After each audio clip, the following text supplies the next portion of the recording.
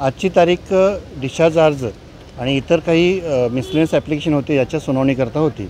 आज तसं बघायला गेलं तर सुनावणी कुठल्याही अर्जाची झालेली नाही, ना डिस्चार्ज अर्जाची सुनावणी झालेली आहे ना बाकीच्या अर्जांची।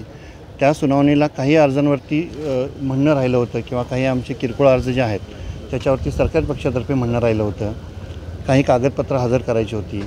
ह्या किरकोळ ज्या बाबी होत्या, गोष्टी होत्या, त्या आज पूर्ण करण्यासाठी तारीख होती आणि ती तारीखमध्ये आज त्यांनी काही कागदपत्र वगैरे दिलेली आहेत। आता मॅटर म्हणजे डिस्चार्ज अर्ज आणि इतर जे काही मिसलेनियस ॲप्लिकेशन आहेत किरकोळ अर्ज याच्या आर्ग्युमेंटसाठी रेडी आहे। तुम्ही असं म्हटले होते की पेनड्राईव्ह मिळाला नाही, तो पेनड्राईव्ह दिला। हां, म्हणजे जे आम्ही सुरुवातीपासून काही इलेक्ट्रॉनिक डिजिटल एव्हिडन्स म्हणत होतो ना, तो त्यांनी आता सिलबंद लखोटे त्यांनी मेहरबान कोर्टात सादर करतोय असं म्हटले होते। ते सादर मेहरबान कोर्टात जेव्हा होतील आणि त्यानंतर ते सिलबंद लखोटे आहेत ते फोडले जातील आणि त्याची कॉपी आम्हाला देतो असं त्यांचं म्हणणं आहे। एवढंच। आपण जे मागतायत कागदपत्र, ते कागदपत्राची पूर्तता झालेली आहे का? अजून पूर्ण नाही झाली, पण ते आत्ता शेवट अंतिम टप्प्यात आहे कागदपत्रांच्या पूर्ततेसाठी।